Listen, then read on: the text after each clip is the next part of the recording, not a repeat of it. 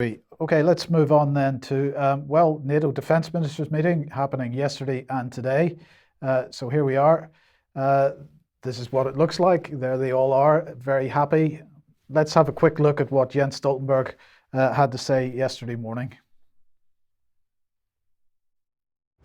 Good morning.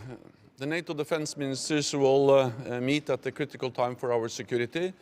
Next week we mark the first year of the terrible war in Ukraine, the full-fledged invasion by Russia against Ukraine. And we see no signs that President Putin is preparing for peace. What we see is the opposite. He is preparing for more war, for new offensives and new attacks. So it makes it just even more important that NATO allies and partners provide more support to Ukraine, and we will meet later on today in the US-led contact group for Ukraine and address the urgent needs for increased support to Ukraine.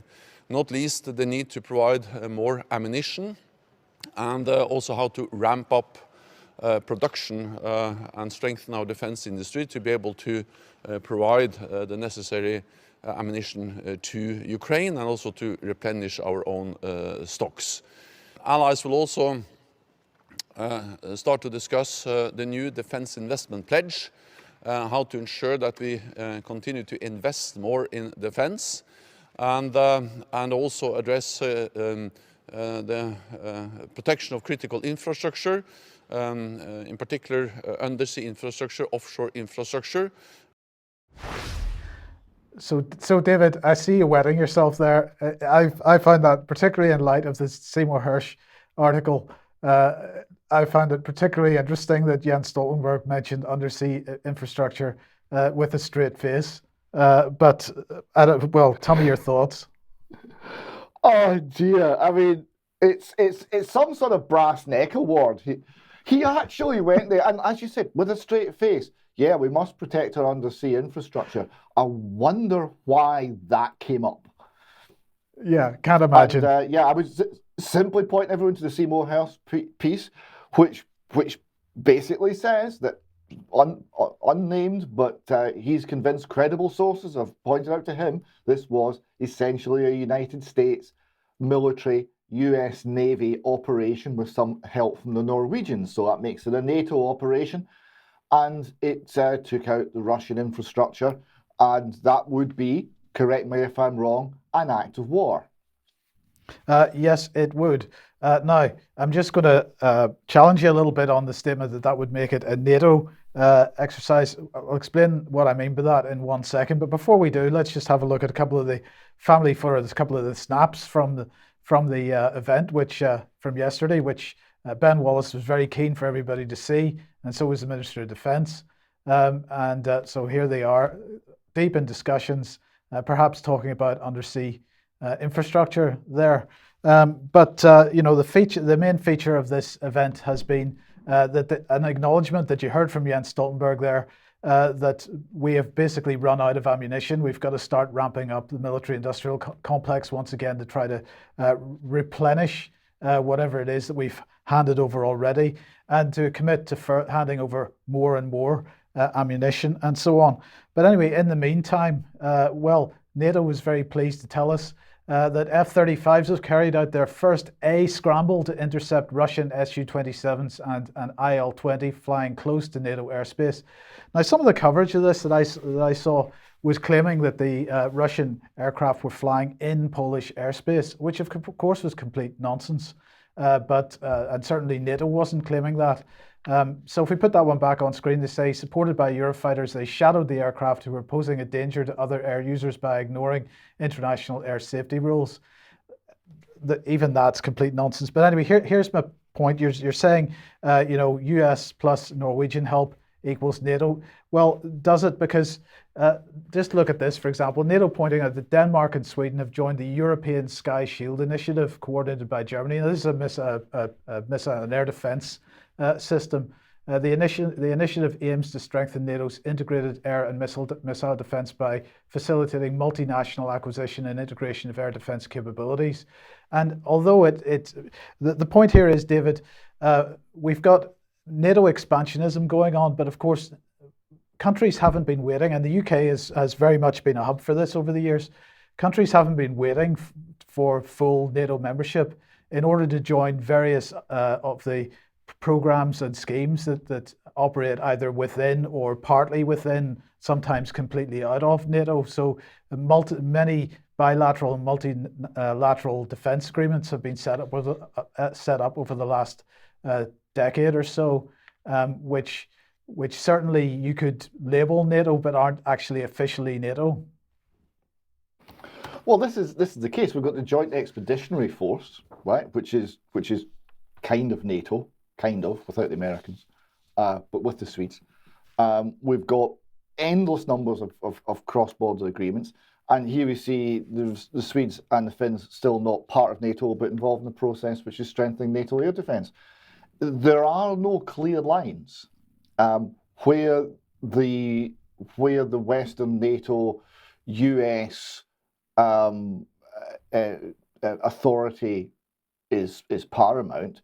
Then the countries are reacting, are engaging in military development, in policy development, in military industrial complex developments that suit the NATO agenda. Whether or not they're formally in or out of the alliance seems to be entirely secondary. Hence, Ukraine is boasting that they are de facto members of NATO, even though they're not. And doing so with some degree of credibility, because they're getting a very substantial portion of the total benefits of membership without formally signing on the dotted line. And the grey area between membership and non-membership means that other actors, for example Russia, will be less sure how people will respond. They'll be less sure where the lines are, where the lines that shouldn't be crossed are, and there's more risk of things escalating in unpredictable ways. Indeed. Now, just before we came on air, so I don't have a graphic to show for this, an announcement came out from today's defense ministers meeting that Ukraine is going to receive capabilities worth millions, including tank spares. For what tanks? That's not clear. Uncrewed air systems, electronic warfare and air defense from the first package of multi-million-pound funding from the International Fund for Ukraine. So this is the first equipment package. It's been agreed by the UK, Netherlands, Norway, Sweden and Denmark. And these partners, along with Iceland and Lithuania, have contributed a collective total of more than £520 million to the fund so far, with an expected value of more than 200 million. The first package will include vital capabilities in the form of artillery ammunition, maritime intelligence, surveillance and reconnaissance, spare parts for equipment, including Ukraine's current tanks. David, I wasn't aware that Ukraine's current tanks were manufactured in the West. Maybe I'm wrong about this. I thought they were Russian tanks that at least had come from Russia in the first place. So I'm a little surprised that we're providing spares for them. But we have the benefit of Eastern expansion in NATO. Many NATO countries are former Warsaw Pact countries and are equipped with, or have within their inventories, a great deal of Russian equipment. So we have the ability to supply all of this to the Ukraine and backfill with some nice, new American-produced equipment or British-produced equipment to the benefit of General Electric et al., perhaps. And this will upgrade the ability of these countries to integrate with the rest of NATO. It will upgrade the manufacturing capability.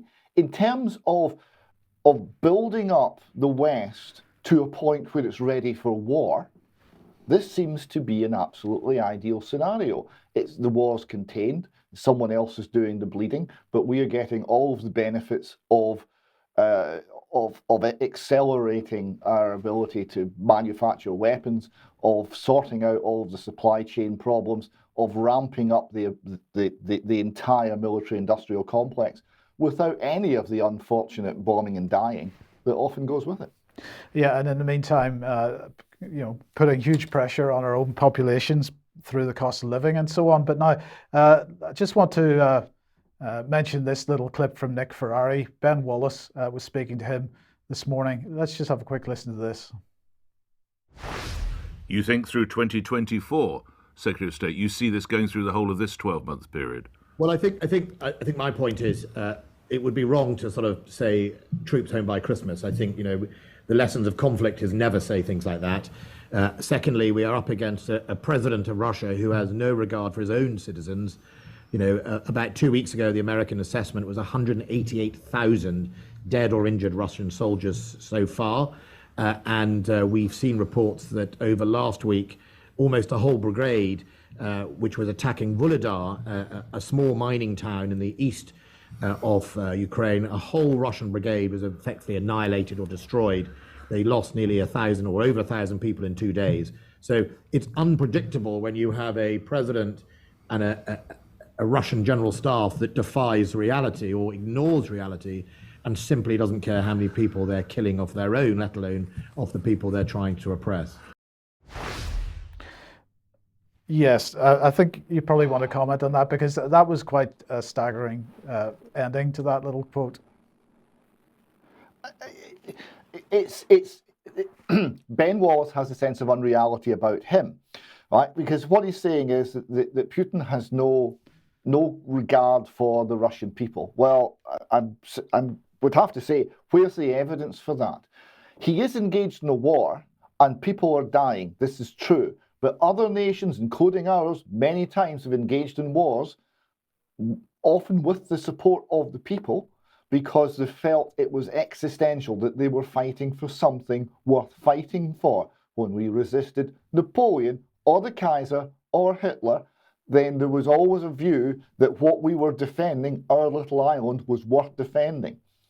Now, Ben Wallace seems to be assuming that neither Putin nor the Russians can have this viewpoint, that this is not open to them, which seems fanciful. And also, he's playing into this madman Putin line. And I just don't buy that. I think that's folly. And to view people in ways which are unreal hardly suggests that the decision-making that Ben Wallace and his team are going to be engaged in will be rational and well-founded and clearly thought through, if they're basing their thinking on such an unreal narrative. Indeed.